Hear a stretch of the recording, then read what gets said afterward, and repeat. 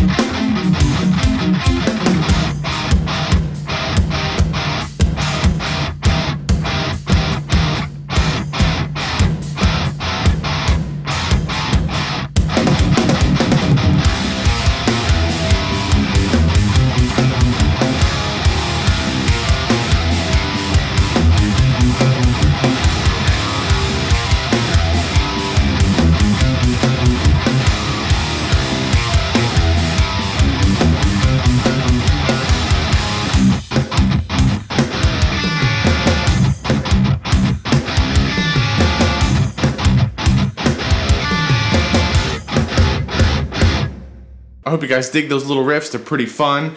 I am in a drop C tuning for this. All right, if you put yourself in a drop D, that'll work just fine. Any drop tuning will really work because it's the tuning, not the pitch, that really matters.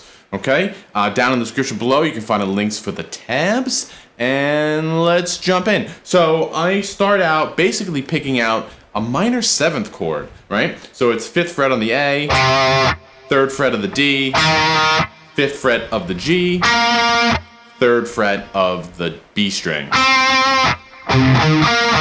And I start with the 1-2-1-2 or group of 4, and it's 5-3-5-3. There's our 1-2-1-2 or 1-2-3-4, however you want to think about it. And then I come down the top of the chord. 3-5-3, and there's our group of 3. 1-2-1-2-1-2-3, 1-2-1-2-1-2-3. Okay? And that just repeats for a little while, and then I'm just going to change chords. I'm going to take that down.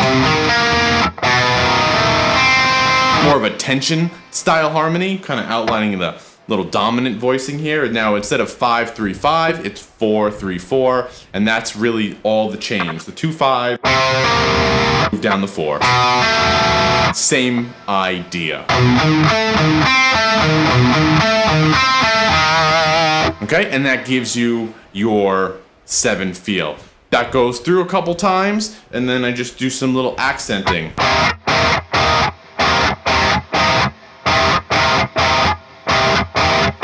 Right, and the way I'm doing that is I'm just playing the first note of those patterns, right? So if it's 1-2-1-2-1-2-3, 1-2-1-2-1-2-3, 1-2-1-2-1-2-3, 1-2-1-2-1-2-3, 1-2-1-2-1-2-3.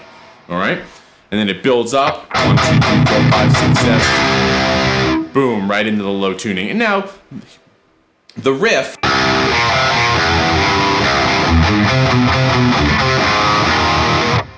Just a fun, stupid, chromatic, open string kind of thing. Tends to work well, sounds really heavy. The beautiful thing about kind of metal or heavy music is you can just stay right in this little area right here, and it's going to sound good as long as it's rhythmically interesting. All right? So there's something that's going on here. You might have caught it when you were listening. The riff is essentially 3 measures. It's 7/8, 7/8, 9/8. And that just tends to be something I like to do in my writing, especially on the measure that turns it back around to the beginning. Just extend it ever so slightly, right? There's some fun rhythmical things you can do with that. So just to explain the riff, I'm playing the low string open, and then I'm going 3 on the A, open what would be your D string, your 4th string, back down to 4 of the low string,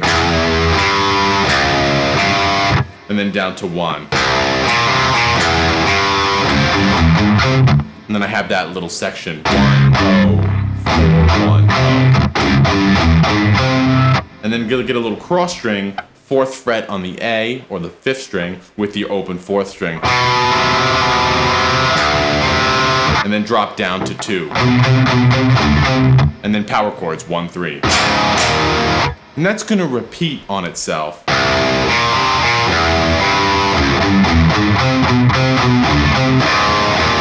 And then the only variation when I repeat it again is I add, instead of just doing 1, 3, I reverse the notes and go 4, 3, 1.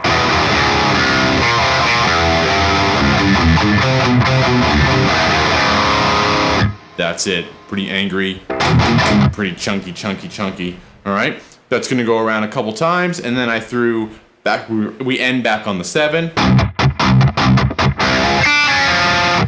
and that's just a couple chugs and dead notes, like that, and then dead note 01. And then pick out open 4 open on your first high strings, right?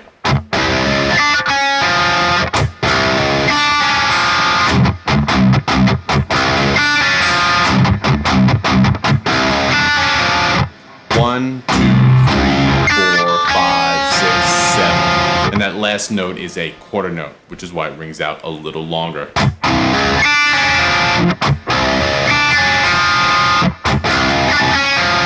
One, 1, 2, 3, 4, 5, 6, 7. 1, 2, 3, 4, 5, 6, 7. Like that. And then I ended on, again, I changed the last meter just to end it. Add an extra hit, adds an extra 8th note, basically a measure of 4 or 8/8 if you want to think about it that way.